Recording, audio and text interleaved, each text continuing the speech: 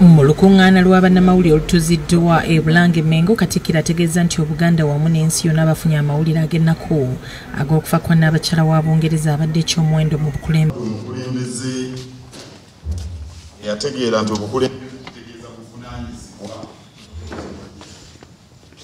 Abadde omukulembeze eyategeera nti bw'obeera mu bukulembeze kikwetaagisa okutuukiriza emirimu egyo egigendera ku kifo ekyo. Katikkiro agamba nti ono abadde mukulembeze ow'enjawulo kubanga gye buva bwenkana.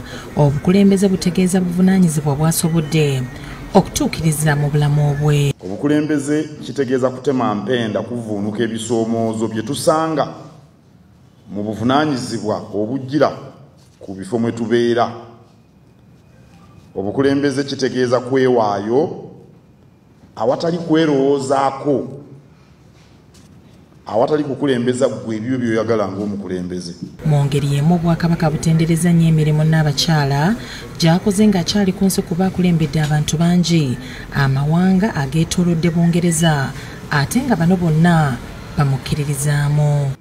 Tusaasira abolyo Nnaabakyala mwava wamu n'abantu ba Bungereza bonna, n'abo abamwinako akakwate naddala mu nsi gye bamutwala nga ye mutwe w'ensi zaabwe.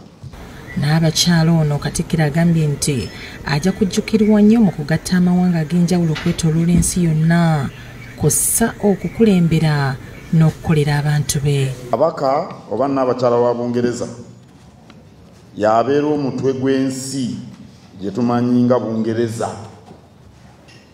Ensi eyo erimu amawanga erya England, Scotland, Wales ne Northern Ireland.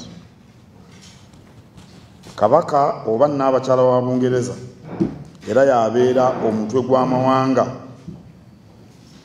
agamulaba ng'omukulembeze waago ow'oku ntikko. Ronald Kakooza yakusakidde guli eno Agamba TV.